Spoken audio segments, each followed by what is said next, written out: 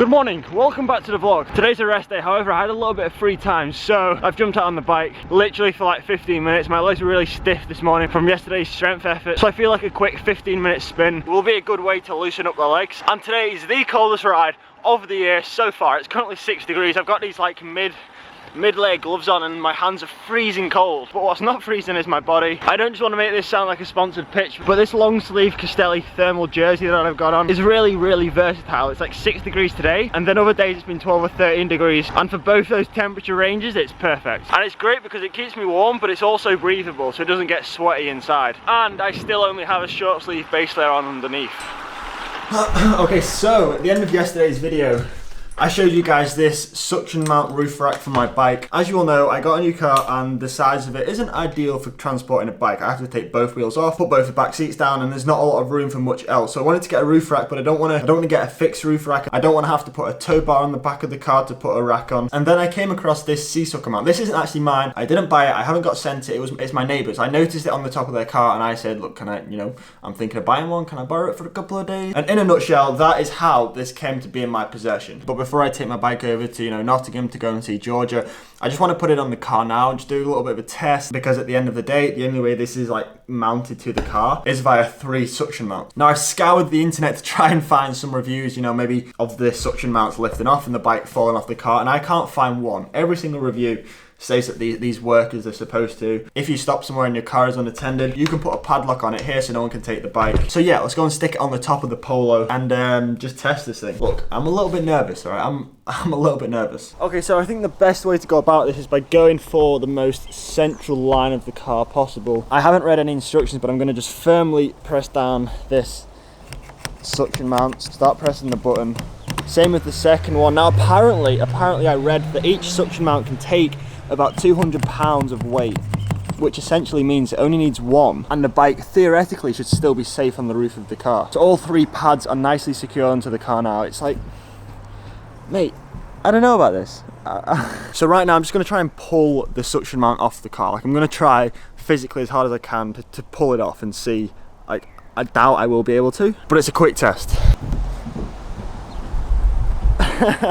Nope. Like, that is, I'm not that strong, but that is all my force pulling against that. Mate, that is secured on properly.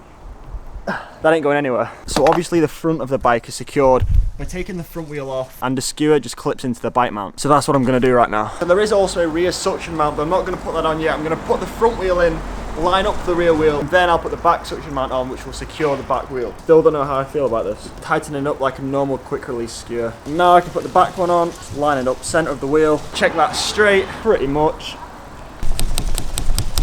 It's a Velcro strap. Alright, and I believe that's it. I mean, if nothing else, it looks pretty cool, right? That is such a slick way to mount the bike onto the top of a car. If anything, we could maybe put it a little bit further back, so a little bit flatter, which might look a little bit nicer aesthetically. You know what? I think it's time we went out and did a little real world test and make sure the bike doesn't fall off the car. The front wheel just goes inside the car, but for the purpose of this video, I'm gonna leave the front wheel there. Okay. Here we go. This is genuinely terrifying. Like, I'm not even putting this on for the video. Oh, we need fuel. Filled the car up and I've come to this straight road here.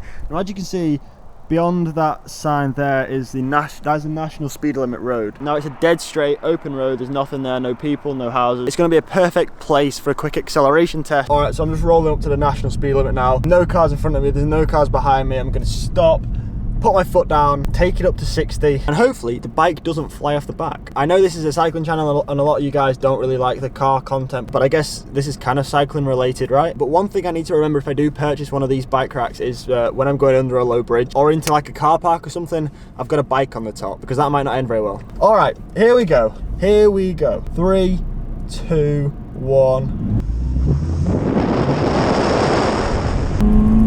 50.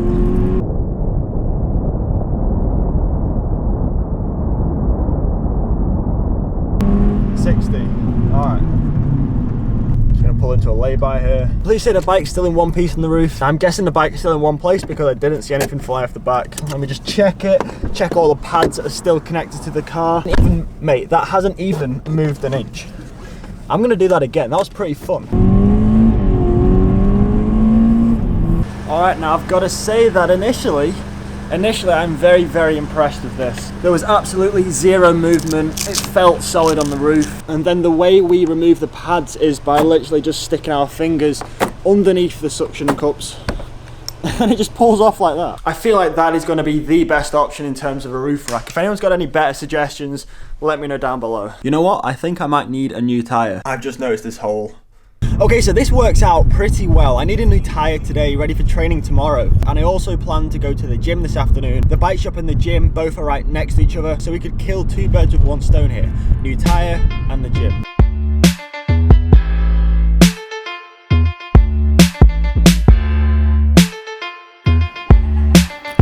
Solid hour in the gym, working primarily on my legs. Plenty of squats, lunges, kettle workouts, that kind of thing. Didn't bring the camera inside because I realized as I turned up it was like 5 o'clock, which is peak time at the gym. Everyone comes home from work, goes to the gym, and it was literally packed out. So I was like, nah. The camera's staying in the car.